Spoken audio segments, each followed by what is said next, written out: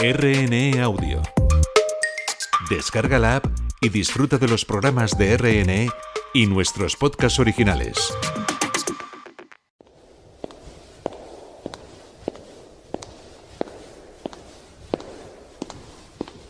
En Radio 5, Código Cristal, con Sasi Alami.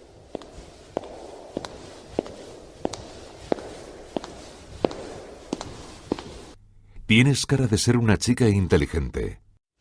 ¿Estarías dispuesta a defender a tu país?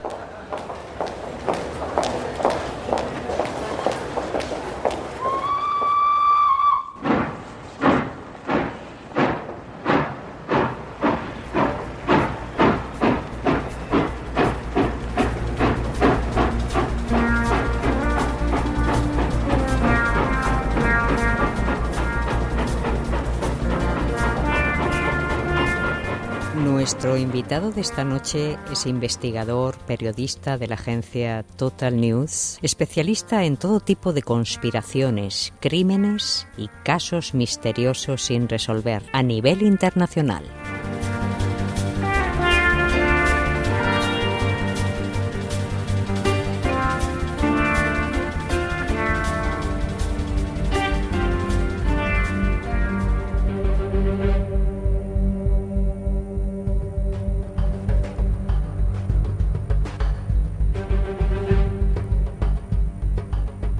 Y es que nuestro invitado de esta noche es además un hábil y experto recopilador de información y pruebas sobre diversos grupos de poder implicados en los más sonados crímenes. ¿Qué conexión hay entre aquel caso de la mano cortada y el espionaje? Se lo contamos esta noche con nuestro invitado, Juan Langkamp.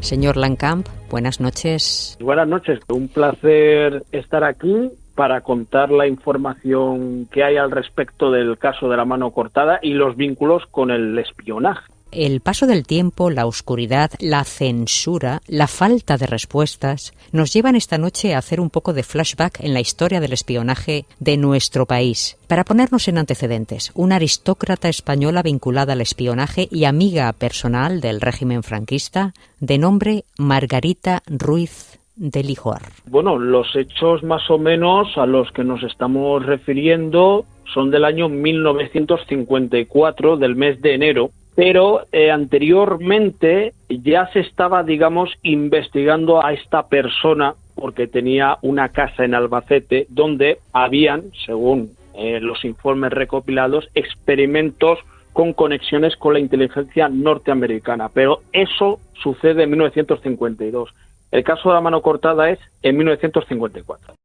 Es una persona que estuvo muy bien vinculada al régimen, correctamente, y fue corresponsal en la guerra de Marruecos, en el cual sacaba información al régimen para el régimen franquista, y ella era corresponsal en la revista hispano-africana, utilizando el seudónimo de Margarita Alcajali, curiosamente. Y toda esa información que ella recopilaba, como embajadora cultural de España, se lo daba a Franco en el Hotel Palais de Madrid. Se le atribuye ser ese kilómetro cero de la inteligencia ordenada. ¿Qué aportó a la inteligencia española? Porque es un tipo de inteligencia muy antigua, pero bueno, en los servicios secretos ya sabemos que las técnicas antiguas también están vigentes, son atemporales. Totalmente. Vamos a ver, ella tenía unas habilidades muy importantes. Por ejemplo, falsificaba cuadros.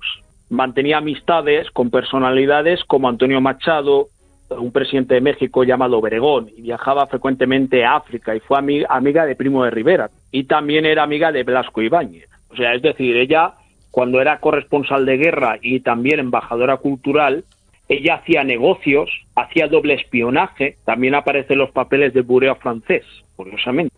También dos miembros de la SS visitaron Albacete para tratar de vender un arma bacteriológica. Es decir, ella tenía nexo con los alemanes, los mexicanos, los franceses y los magrebíes.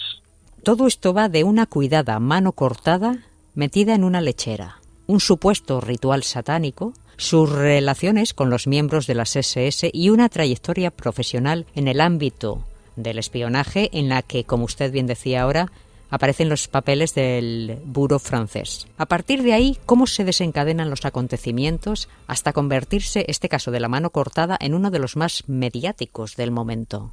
Para ir a esa parte de enero de 1954 hay dos contradicciones. Entre ellas, unas dicen que muere el 30 de enero y la otra versión del informe dice que es el 19 de enero cuando es ritualizada, descuartizada y mutilada. Es decir, a ella la diseccionaron. ¿Por qué? A la hija. ¿Por qué le cortan la mano a esta señora? Según se comenta, porque en su tiempo que estuvo en el Rabat había un culto satánico y en el Rif que requería cortar una mano como parte del ritual. Ella estaba muy anexada al ocultismo de Marruecos. Entonces eso lo trajo para España y organizaba fiestas con gente importante donde se arreglaban acuerdos. Eso antes del crimen que comete, según dicen los informes oficiales. Pero hay otro informe que habla que son cirujanos que habían tratado a la hija. Es decir, la cosa no está muy clara sobre la autoría de aquel hecho de enero de 1954. Y esas fiestas satánicas me imagino que también le servían, no sé, de una cierta tapadera, ¿no?, del espionaje, porque ahí se congregaba gente muy importante, con mucha información. Sí, es que en la casa de la calle Princesa de Madrid acudían personalidades importantes a hacer tratos y habían orgías donde se negociaban cosas, pero los rituales más en concreto lo practicaba ella en solitario. No había gente en esos círculos, pero es verdad que ella, como parte de ese espionaje, utilizaba a todas esas personalidades para hacer chantaje a otras personas, y eso es lo que dice el informe que tengo aquí, que pone número 150, donde sitúan hechos de 1952 a 1954.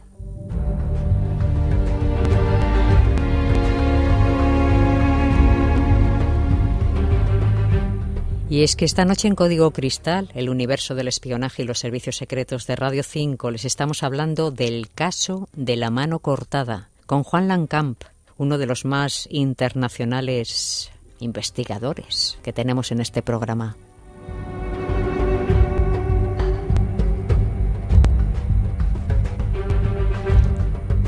Señor Lancamp, esta misteriosa espía española también formaba parte del conocido como Círculo 30, el principio de lo que sería un servicio secreto del Estado español. Son los hechos que vienen recogidos en el libro Franco Top Secret. En la página 37 se comenta que la estructura y organización del servicio secreto español en aquellas fechas hasta 1932 no se crea la sección del Servicio Especial y el Servicio de Información Militar, el SIM. Entonces el Círculo 30 tenía sedes y locales en Ceuta, Melilla, Tánger, Tetuán y Larache. Esos son datos confirmados por parte de la inteligencia que se recoge en este libro. Luego también el Ruiz de Liori la reclutan porque encajaba como anillo al dedo para ese tipo de trabajos, porque ella tenía relaciones diplomáticas entre España y Marruecos. Y también el general Primo de Rivera en persona le requiere para los servicios. Aquí los hechos se desarrollan, según los informes secretos de la época, Abdelkrim pudo ocupar en 1925 parte de la zona de Marruecos. Entonces, esta señora trabajaba en el diario La Correspondencia de España y en el famoso diario hispanoafricano. Y espía que incluso tuvo nexos con Ford. Incluso hay fotografías que se narran a los lectores entre 1919 y 1923. Es decir, ella iba a Marruecos, recogía la información de hospitales, las conexiones que tenía con Obregón, las conexiones que tenía con el sultán de Marruecos y luego se lo pasaba al generalísimo Franco. Pero que el Círculo 30 sí existió porque hay informes que lo confirman. Es decir, no es un bulo, como algunos pretenden dar a entender. Había un trabajo de inteligencia y más por el tema de la guerra de Marruecos. Todo esto está documentado y estoy segura de que algún rastro de ese Círculo 30 ha tenido que quedar.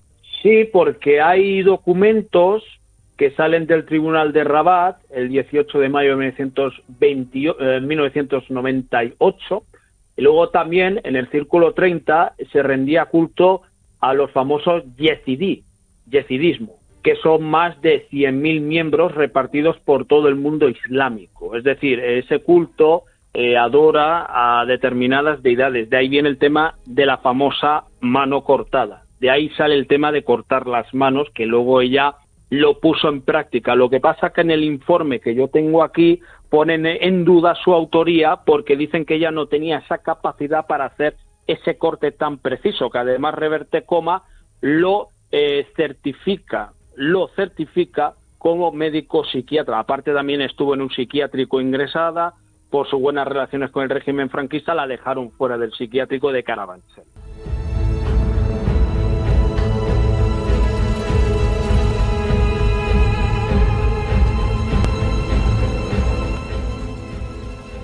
Se la conocía, según los documentos, como Capitán Ali en los servicios secretos del momento, durante la época precisamente del protectorado español marroquí. Esa época era no solamente convulsa, sino que aquel país se había convertido en un lugar de encuentro de espías de todos los bandos y de todas las tendencias. Estamos hablando que esta persona, que además su padre era alguien muy importante dentro del mundo de las sociedades secretas de Valencia, tenemos que tener presente que incluso Marruecos en ese entonces necesitaba corresponsales de España. Por eso esta señora utiliza sus contactos, sus influencias para ganarse las confianzas de la élite de Marruecos. De ahí Franco es cuando dice: pásame toda la información porque así hacemos débil al enemigo. Es así. Y además, curiosamente, un agente de la CIA estuvo muy interesado en esta señora porque hacía experimentos en laboratorio, sobre todo en Albacete, que de ahí viene la visita de personas muy extrañas, tal como se describe en el informe. Debilitar al enemigo, incluso llegar a neutralizarle del todo, si es que este es el fin que persiguen los servicios secretos. Sí, además hay que poner en cuenta un detalle muy importante. El caso de ella con el espionaje, también aparte tenía muy buenas relaciones con Ford, Henry Ford. Hay que hacer hincapié que ella había tenido varios amantes, entre ellos estaba casada con un abogado muy importante de Cataluña, pero según dicen que ella corta la mano a su hija porque estaba contrayendo el SIDA. Eso es lo que dice el informe. ¿El SIDA?